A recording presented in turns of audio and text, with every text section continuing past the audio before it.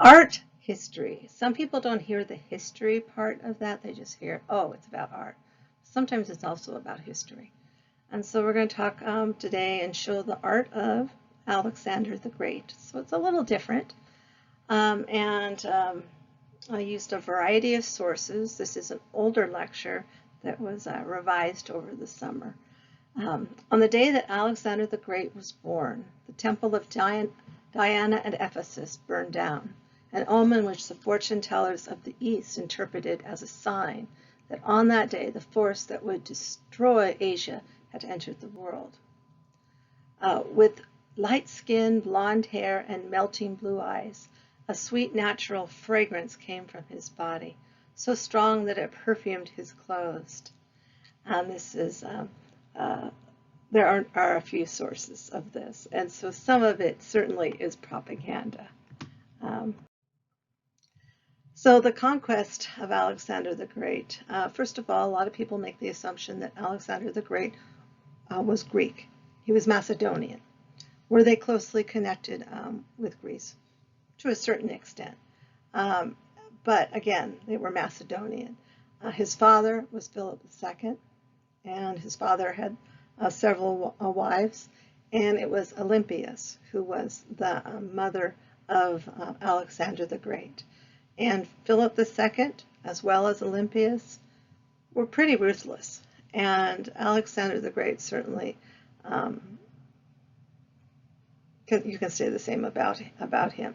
Now, sometimes even before they would per se conquer a city-state, they might, the doors might just simply have been thrown open for them, and they were just given over to Alexander the Great, because such was the fear that some people had of being the conquest. But here is a big map of the area for those of you that are, maps are important too. But I'm going to focus mostly on the art. This is Alexander the Great by Rembrandt, 17th century. And he would have only, of course, known him from sculptures, but here he has produced a painting on Alexander the Great. It's also known as man in armor, so, but again, plenty of speculation that it was intended to be Alexander the Great. So this is at the Kelvingrove Art Gallery in Glasgow. But it is typical of Rembrandt van Rijn in that you have a lot of brown. A brown palette is not uncommon. You have the chiaroscuro, that light-dark contrast that was influenced. The influence from that comes from Caravaggio. And of course it has these beautiful tonal browns and golds, and again that light-dark contrast, the chiaroscuro, is what makes it look particularly realistic and representational. So I'll give you a little timeline. We're talking about 359 before Common Era, so a couple thousand years, well over a couple thousand years ago. Philip II becomes king of Macedon. He marries Olympias, and in 356 before Common Era, Alexander was born. Philip was assassinated by Pausanias, and then, of course, was the accession of Alexander. 335, the Balkans campaign and the sack of Thebes. Other battles, the Battle of Issus has also been shown in art as well. 332 to 331, Alexander is in Egypt. 330, he is in the Persepolis. At 330 before Common Era, death of Darius. 324, marriages at Susa. And 323, Alexander is in Babylon. And that's the death of Alexander a few months later. Alexander IV was born, and Alexander the Great died at 33. He considered himself descended from the gods. Indeed, there are stories of his mother worshiping saints, worshiping snakes, and not saints, snakes, and indeed sleeping with them, but I'll get into that later. But there's some thought that snakes, of course, are part of the iconography of rulership for Ammon, Ammon, and again, this is like a ruling god, Amun-Ra from Egyptian, Amun-Re, again, there is the sun god imagery, and so associated with divinity, with the sun. So led 70,000 men and camp followers across the ancient world from 334 to 323, conquering, again, so much territory. He's recorded by Plutarch, Arrian, other writers. Powerful, ambitious man, and a great warrior by all accounts, but again, ruthless. This was a time of war, and they were pretty ruthless. Taught by the great philosopher Aristotle, who served in Philip II's court. He studied in Athens. Aristotle most certainly encouraged his love of anything Greek. In fact, it is said that he read the Iliad so much that it was almost always with him, and indeed it was often under his pillow. He slept with it. Better than snakes, I guess. Well, this is a gold ring, late 4th, 3rd century before Common Era. So intaglio, which is a type of printing or engraving in this case. Head of Alexander the Great in the guise of Heracles, wearing the lion's skin with paws fastened around the neck. A lot of the rulers at this time wanted to be associated with Heracles and important warriors like Heracles. And so that, of course, is where that comes from. So was he careful in the way in which his image was displayed? Absolutely. It's part of the reason for his success. He was said to have been very, very careful about the way his image was portrayed in art. And art has, historically speaking, been able to influence people for thousands of years. So Macedonian king who's perhaps best known for defeating Persian Darius III and conquered the empire. So during his campaigns, he visited Egypt, Babylonia, and the Valley of the Indus, and again died at 33, but created a huge empire. This is an image of a Hellenistic image of Alexander the Great, and it's late classical. You can see all the detail. It's really, really remarkable that this is a couple thousand years old. And we know a lot about the way that he looked because the imagery is fairly consistent. He was known to have an anastole. This is kind of a calic, kind of a lift at the top of his head, in his hair. And anastole, again, it's the hair is brushed up from the forehead, and again, it's more like a calic, arranged wreath-like around the face, and typical in his portraits. So it's something that is distinctive. It's one of the ways in which we are able to identify whether indeed it's Alexander the Great in art. So this is a gold stater, 286 to 281 before Common Era, minted at Pella. And you have the head of Alexander the Great in profile, and then you also have a seated Athena.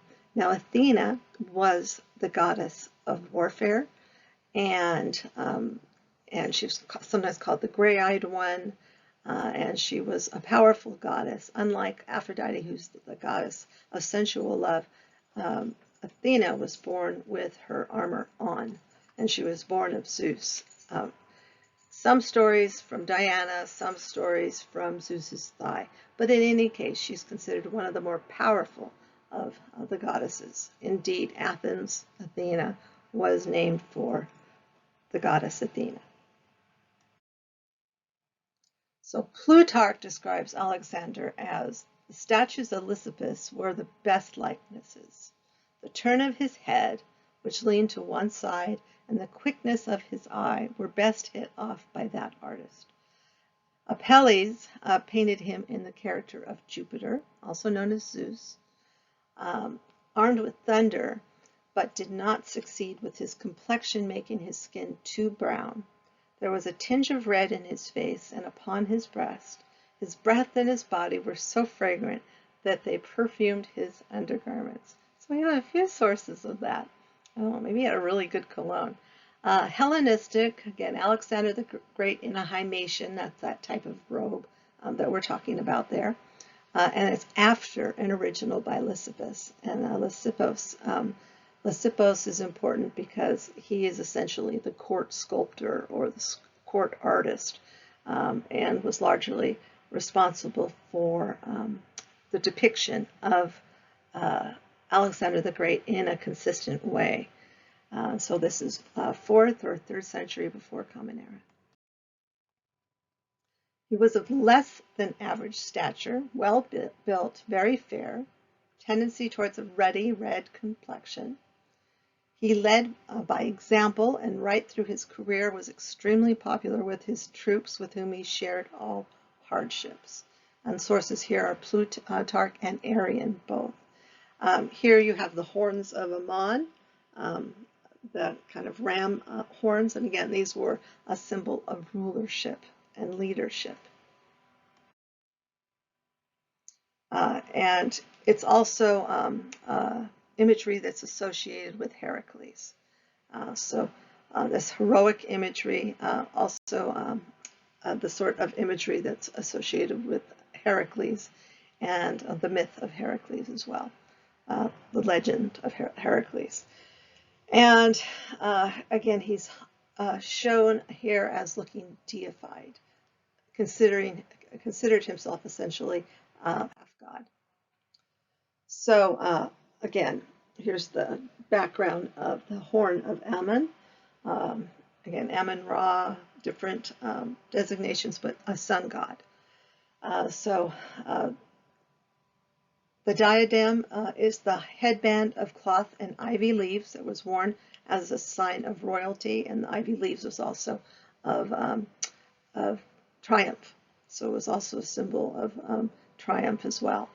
He's depicted with fiery, intense eyes, as if he's about to enter battle, the eyes staring out of a deep shadow cast by a heavy, strong brow. The intended overall effect is an image of a bold, aggressive leader with divine inspiration. And again, this was the coinage, so it was something that would have been seen regularly and would have reinforced the strength of his rulership. So this idea of a divine right to rule is not an original idea. It's been around a very, very, very long time. The imagery is a type of propaganda pushing forward the idea of a righteous, divine, inspired, if you will, rulership. And it also shows up, of course, in the French monarchy. I think of Louis XIV. It also shows up in over and over and over again in Egyptian iconography, Egyptian art, rulership and iconography. Indeed, it also shows up in Hammurabi, in the Hammurabi stele as well. And so again, this idea of rulership and handing over rulership from the gods and sharing rulership with the gods was something that was not an original idea. And this is the stele of Hammurabi. So the headdress, again, also inspired by Heracles, the lion skin cap. Again, it's what shows on his coins. The symbols refer to his eastern conquests. His troops overcame an army with 200 elephants. And this story you associate with Alexander the Great quite a bit. Beneath Alexander's elephant scalp hat, ram's horns sprout out. again associated with Amon or Amun-Re. So let me move on.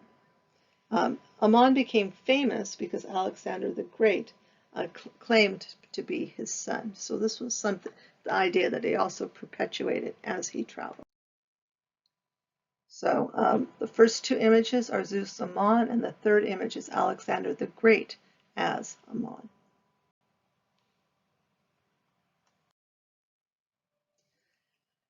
Lysippos was the only artist authorized to make Alexander's image. During the Hellenistic period, art became a propaganda tool, and again, it was very important to make it tightly controlled.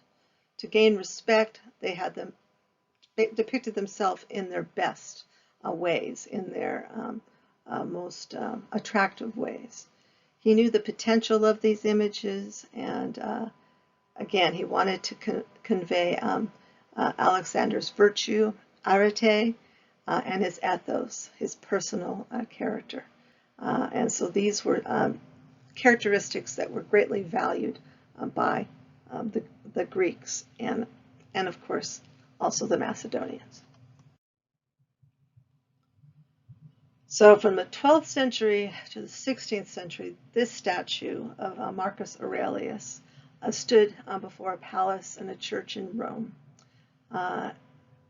In 1538, Pope Paul III selected this gilded bronze, larger-than-life statue for the Capitoline Hill. Today, a copy stands there, while the original, now protected from air pollution, is carefully protected in the Capitoline Museum. In the Middle Ages, it was believed to be Constantine, some say Constantine, considered the first Christian emperor. More than 20 bronze equestrian statues of emperors and generals are no longer extant. Why do these bronze artifacts sometimes disappear? Weapons, largely weapons. Bronzes are sometimes quite rare, and so sometimes in art you'll see Roman copy of a Greek original, and that is because the work would have been melted down. But again, he was very influenced by the Greeks, since his tutor was indeed Aristotle. Charles Le Brun, 1600s, is a detail of Alexander. Again, it's this image of the mighty warrior, and it's something that has been preserved for centuries and centuries. Do politicians today learn from Alexander and rulers like Marcus Aurelius? Not even a question. You know, branding, people that are essentially in charge of your image, people that are in charge of what choices of clothing you should wear, what colors you should wear. Image is very, very tightly controlled. So Alexander the Great, this is another example of Rembrandt. And so here you see, he almost looks a little younger here. It looks like he's just essentially just taken over from his father. So this is a portrait of Philip II, not nearly as attractive as his son. Philip II of Macedonia ruled from 359 to 336, and Alexander basically was successful largely because his father put him in a good place when he took over. He was known to be a powerful warrior as well. Macedonia was in political and military turmoil, and he immediately set about organizing and putting the people of Macedonia under his control. This is a reconstructed artist view, and so we have some idea of what he looked like. He lost his eye in a war, one of many conflicts. And so here you can actually see what they've reconstructed and think that he actually looked like. And so here you have a Roman copy of a Greek original. There's a lot of those. And so here's another example.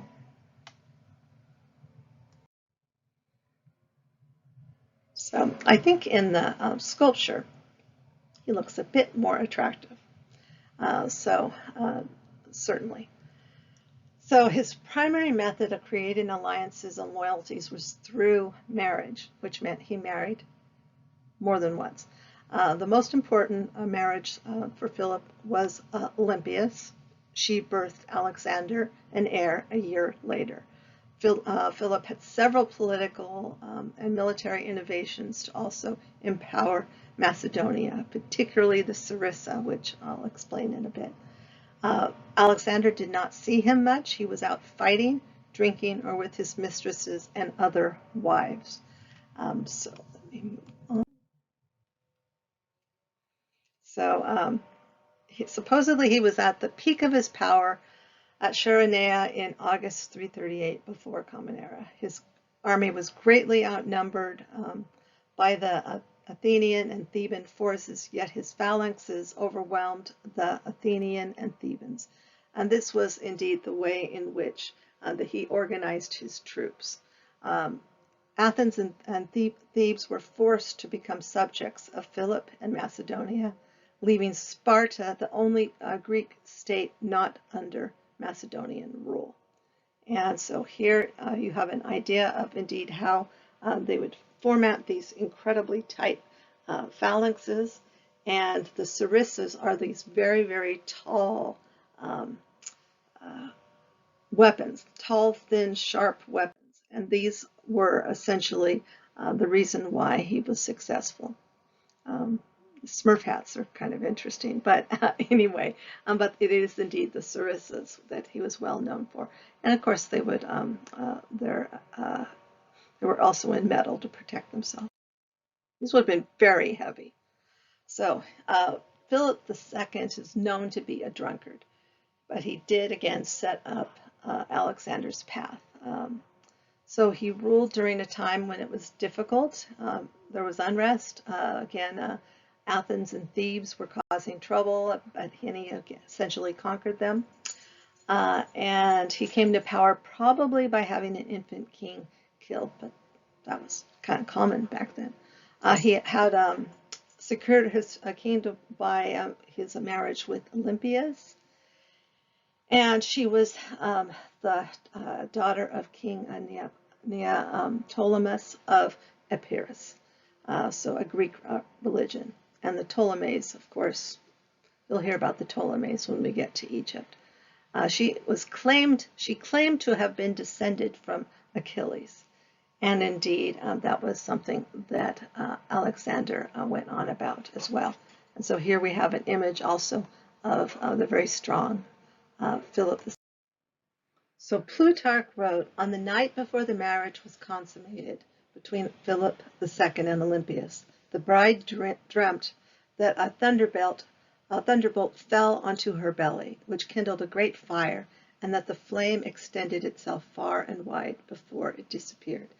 This was a time period where they believed in signs and prophecies, and they would go to seers, and so this sort of thing was part of their history. Again, this was something that she taught her son, that he was descended from Achilles, and that his father was descended from Hercules. So he learned by heart the Iliad. Indeed, that was one of the things he kept under his pillow, it said. And he considered himself indeed a demigod, half man and half god. And so this is that image of Olympias. So by almost all reports, she was odd. She was said to have slept with snakes. She was part of the Dionysian cult, which also was said to have had some unusual rituals as well. Philip II was said to have lost interest in her when he found snakes in her bed. Yeah, I think that might do it. So some experts believe that she may have introduced snake handling rituals to the cult as well. And so this is the coin of Olympias.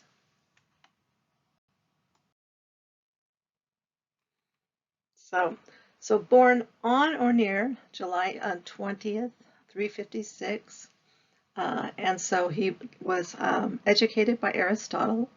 They spent time at Miaza, a temple about 20 miles from the palace at Pella. He learned philosophy, ethics, politics, and healing, all of which became of very much importance to Alexander in later life. Now, I've tried very hard to do multiple sources, and sometimes it repeats a little, but that's why. So Achilles, here's the image of Achilles, the great warrior, killing an Amazon queen at Troy. This is a black figure Greek vase, and these were pretty detailed, but by the time we get to red figure Greek vases, they're very detailed. But this was certainly pretty detailed for its time. And here you see, again, Achilles killing the Amazon queen. And these narratives often show up in their pottery. Sometimes the pottery is extremely detailed, and it has a lot of narrative to it. It tells the story in pictures. So the short story of Achilles. Greek hero, mightiest of the Greeks who fought in the Trojan War. Also the main hero in Homer's Iliad. Thetis attempted unsuccessfully to make her son immortal. She anointed the infant with ambrosia and placed him upon a fire to burn away his mortal parts. She was interrupted and abandoned both father and son in a rage. Peleus placed the child in the care of a centaur, who raised the boy. Centaur, half horse, half man. In a later version, she held the young Achilles by the heel, dipped him in the river Styx.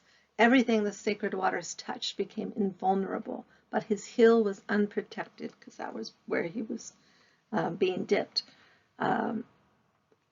When Achilles was a boy, the seer Calchas prophesied Troy would not be taken without his help. Thetis knew that if her son went to Troy, he would die an early death. So she hid him and disguised him as a young girl. And so Pantheon.org is a pretty good classical site. Great stories, and mythology gets pretty complicated, and there's often more than one version as well. Now, Achilles' disguise was finally penetrated by the wise Odysseus, of course, the Odyssey. Achilles was the only maiden to be fascinated by swords and shields. Achilles went willingly with Odysseus to Troy. At Troy, he distinguished himself as an undefeatable warrior. He captured 23 towns in Trojan territory, including Lyrnessos, where he took the woman Briseis as a war prize. And this is from Encyclopedia Mythica as well. So again, it was a ruthless time, and this was a time when heroic warriors, I mean, I think a lot of times we would say bloodthirsty, but again, it was a different time. So Achilles' heel is something that someone has said, well, that's his Achilles heel. That means a person's weakness, his vulnerability. So, and the time came when Achilles fought Memnon, a champion of Troy, and killed him. As Achilles raised his arm in triumph, Paris let loose an arrow, and it hit Achilles' heel, and it killed him. And of course, the prophecy was fulfilled just as his mother had feared that it would be. So here are some artifacts, of course, from Alexander. And there's a fair amount especially when you go to Italy and some of the museums there, and some of the classical museums. Getty Villa certainly has some. This is the theater at Delphi, an oracle site. So Alexander was considered religious and was tolerant of other faiths. He arrived at Delphi and it was not open. He was insistent on seeing the oracle and kept asking her questions. Finally, the oracle, in frustration, was said to have cried, "You are invincible, my son." He replied, "That is all the prophecy I want to hear." And so he felt that she had basically blessed him in a way. Bucephalus was the famed horse of Alexander the Great. And here we see a detail of Alexander the Great and his prized horse Bucephalus. And this is a detail of the Alexander mosaic. This also has the head of the Medusa that's on his chest, and that would be to protect him in battle. Now, a lot of the things that I'm saying are things that were fairly well known in like the 1800s. A lot of people had a classical education. Not so many people have a classical education today. Although, again, if you want to understand art and art history, you do need to get the backstory. So it's a little lengthy, but just go with me. So the legend begins with a Thessalian bringing a wild horse to Philip to buy. None of the the people were able to handle it, and Philip grew upset at Philoneicus, I'm probably mutilating it, but we'll just go with it, for bringing an unstable horse to him. Alexander publicly defied his father and claimed he could handle the horse. The bet between Philip and Alexander was if he could ride it, he would buy it. If not, Alexander would have to pay the price of the horse, 13 talents, an enormous sum for a boy of Alexander's age. 1 talent was about 60 pounds. 60 pounds of anything is a lot of money. And so Alexander apparently noticed the horse had been shying away from its shadow. So he led it gently into the sun so that its shadow was behind it, all the while stroking it gently and whispering into its ear. Eventually the horse let Alexander ride him. He was able to show his equestrian skill to his father and also all who watched. A city was founded in India actually named for his horse, Bucephalus. Now, do I think this is true? I actually kind of do. We were horse owners for over 10 years, and horses are very, very skittish, and they are large animals. They're work animals. They're prey animals. They don't have the largest brain, but they also have a remarkable intuition. That sense is fully developed. But they do get kind of skittish, and they can get skittish over the oddest things. So it actually is a story that makes some sense, but who knows? It could very well be legendary as well. So Bucephalus meant ox head. He had an ox head brand on his shoulder, and he took it very hard when Bucephalus died. This is the Alexander sarcophagus, 333. So the Greeks consider themselves Hellenes, so that term Hellenistic also refers to late classical, where the detail is really quite remarkable. So he was naturally audacious and much older than his years. He had an intuition about what decision was right or wrong, and about the people he trusted and those he shouldn't trust as well. This is the Battle of Issus, also spelled Issus, and this is a late 2nd, early 1st century mosaic, probably around 100, 120 before Common Era, with around 1.5 million of these tiny tessera, these tiny mosaic pieces that were slightly curved, so it would actually give this work a sense of movement. It was found in a private home in the House of the Faun, and it would have been chosen because Alexander the Great was admired, and most likely the person admired the power that he had, and so it's believed that is the motivation. So the battle was between the Persian leader Darius III and Alexander, and it was the second important battle of his takeover of Asia.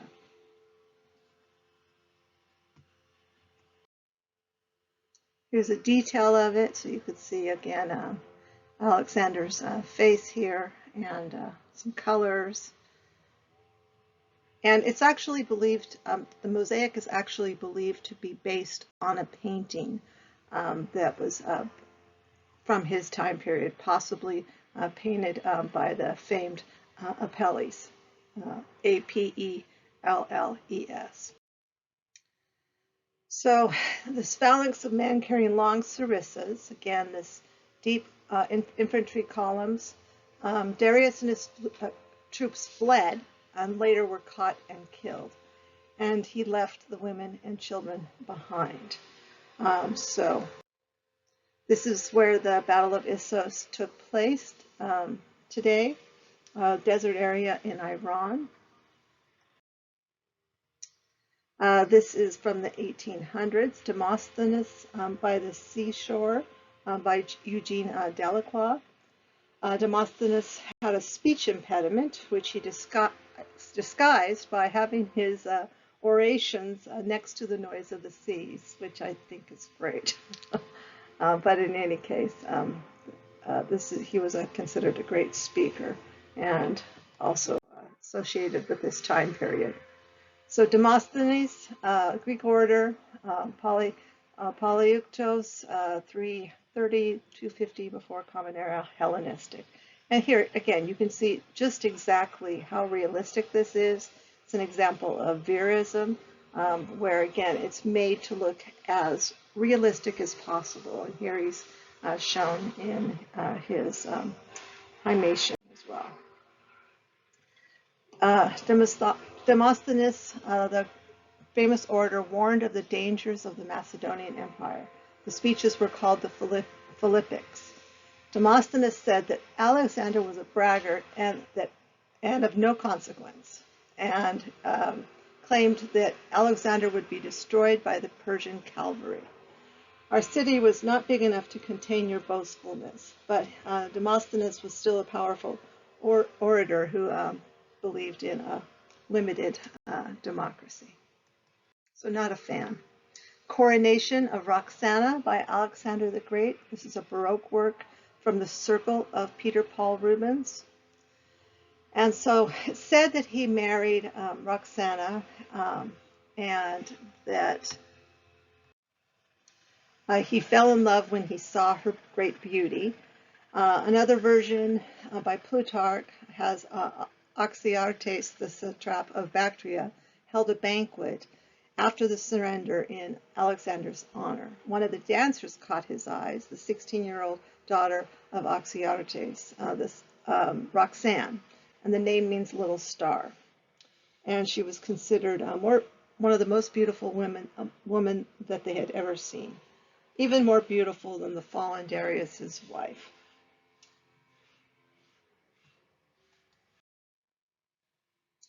So this is Pietro Antonio Rotari, also known for his portraiture, and this is a historical work. This is Alexander the Great and Roxanne. And of course, beautiful and idealized. These historical paintings were very popular academic themes in this time period. So as far as Roxana, her youthfulness and beauty had charmed him at a drinking entertainment where he first happened to see her taking part in a dance. It was a love affair, yet it seemed at the same time to be conducive to, basically, it was a good idea. For it gratified the conquered people to see him choose a wife, and this is Plutarch. So during a siege at Bactria, the Persian state of Darius III, Roxanne, daughter of a Bactrian satrap or nobleman, again, they're not sure, was captured. To gain the support of the Persian aristocracy, Alexander married her. Rotari shows Alexander's meeting Roxanne, surrounded by weeping slaves who stand modestly before the amazed military commander. Soft pale blue, pink, and yellowish brown tones form an elegant color range. Again, very, very classical and very idealized. And this also gives us just a hint of a Rococo style as well, those light sherbety colors. Getty Hephaestion. Pop culture movies have often considered Alexander's sexuality. Was he heterosexual or homosexual? Doesn't matter. The answer is probably both. Not uncommon, Philip II as well. Yes, he married and had a child. Yes, it was highly probable Hephaestion was his lover. Young men having male lovers was not uncommon in Greco-Roman times, largely certainly birth control was part of that. You couldn't go around impregnating all the village girls. The Spartans were said to place lovers together on the front lines so that they would not only fight for Sparta, but they would also fight for their love. So this is believed to be his young lover, Hephaestion. Pebble mosaic, lion hunt, Macedonian. This is, of course, also showing great power, and lion. These warriors are facing a lion, and also it's a teeny tiny pebble mosaic, and this is 2nd century before Common Era. These are some examples of Roman mosaics called tesserae for many, and they were really, really, really tiny and detailed. And they're remarkably preserved because of 20 feet of volcanic ash in Pompeii. There's some additional examples. And these are in situ, in place, exactly as they were found. Here you see the triumph of Alexander being celebrated as he's being treated as a sun god, and he's being crowned with laurels. And this is in the Pitti Palace, which was owned by a rich banker. Then later the Medicis bought it, and then even later Napoleon occupied it for a while in Florence. So it's a really magnificent palace when I visited. And it's certainly dynamic. And these illusionistic ceilings, which is what they're called, they just look so magnificent. They almost look as if the heavens are opening up. And so it's a celebration of the heroic past. And the Renaissance, of course, looked back to the classical past. This is Apelles painting Campaspe in the presence of Alexander the Great by Jacques-Louis David. This is an example of a neoclassical work. It's looking back to the classical past. It doesn't get much more classical than stories of Alexander the Great. And Apelles that was said to have created just incredibly realistic paintings. And so Apelles was Greek, and the Macedonian Alexander is standing next to him. He is almost completely shown nude, and this is called a heroic nude in, of course, classical art. These heroic nudes show up in sculpture and painting. And here, of course, a female is also being shown, which really didn't happen until later in Greek art history. So the artist looks at this pretty woman whose portrait he's painting. Apelles, whom ancient writers considered the greatest artist. There are stories of, again, him painting things that were so natural it looked like the birds could eat the items on the painting. According to Pliny's Natural History of 77 AD, Alexander commissioned Apelles to paint a portrait of his favorite concubine, and this is Campaspe. And it is basically about, again, the transformation of art and the realism of art. And certainly it does tell a story as well. But the main goal was to capture this woman's great beauty. Oh, and the Jacques-Louis David was also associated with Napoleon Bonaparte. He was essentially in the same way that Alexander the Great had Lysippus basically handle his imagery. Jacques-Louis David painted the image of Napoleon. Made him look good too. So he so esteemed his painter that he presented Campaspe to Apelles as a reward. The woman being gifted. The tale of Alexander and Apelles, a favorite of Renaissance and Baroque painters, celebrates the power and nobility, and certainly the talent of painting and artistry. And so this is Tiepolo's version.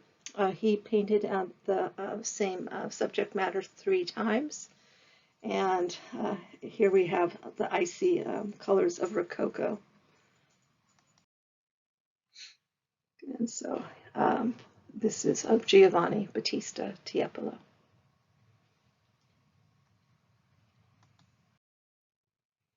Alexander cutting the Gordian knot. This is in 333 at Gordium in Phrygia. And those helmets, those feathered helmet, are called a Phrygian helmet too. They're very dynamic and distinctive. Alexander, unable to untie the knot, sliced it with his sword. And so, again, kind of showing his power and ruthlessness.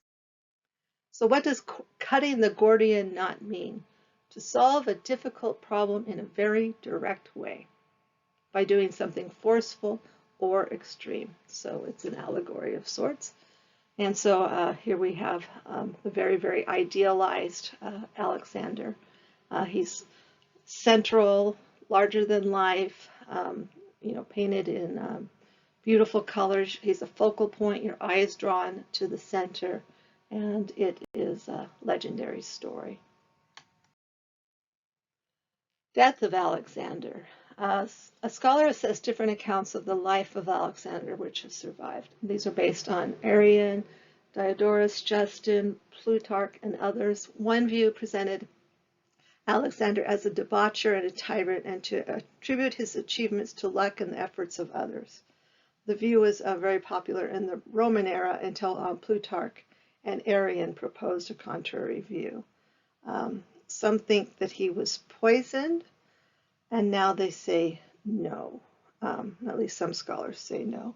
And this is Bernardo May, Alexander the Great and the Fates. And here he's again wrestling with the allegorical fates of time.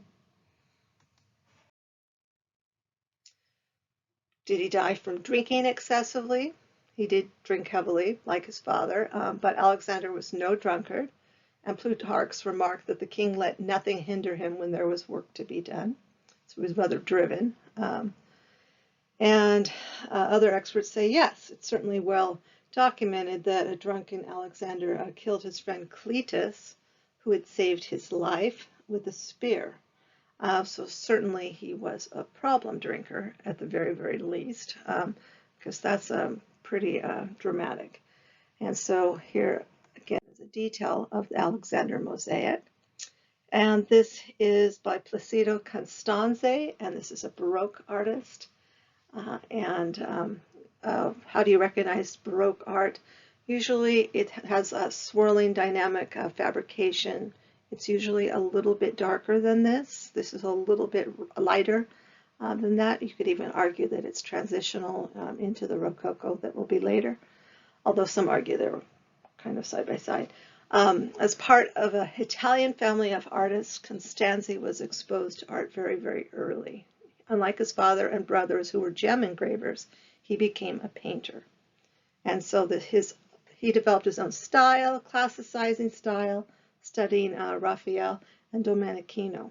And so he received important commissions, and of course, themes of Alexander the Great were still very, very popular. Very heroic themes. This is kind of a different one. This one is Northern European. You can tell it's Northern European by the style of it. And the multi-figures, very, very detailed. Looks more like a Bruegel. And this is Hans Wertinger, the sick Alexander the Great. And this is done in these rich complementary colors of red and green. That's one of the reasons it's kind of eye-appealing. It catches your eye. And here you see Alexander the Great being treated. So now the figure of Alexander does look a bit older than his 33 years old, I will say that. But some of that's probably simply the painting style. So during the assault on Mali in India, an arrow pierced his breastplate and chest when probably damaged his lung. The arrow was cut out with a sword. He bled profusely and fainted. Tarn maintains that he never fully recovered from this incident, which is certainly likely, and his weakened state may have contributed to his ultimate death. In this work, you have all these figures around Alexander. There's even a musician, and there's a doctor. There's a doctor entering. In the back, you see him in the unusual clothing as well. And again, all these dignitaries all around him as well. He was court painter to Ludwig X of Bavaria, and so he had important patrons. Pretty interesting details on this, though. And here, of course, he has a chalice, and it, potentially is a poison chalice. So some scholars believe he died of malaria or typhoid fever, but again, there's lots of debate. And so Arrian is considered one of the best sources. This work is by Karl Theodor von Piloty, German. And this is an academic history painter and printer. And so he has another example of Alexander the Great, and his it looks unfinished, the face of Alexander and some of the figures around Alexander.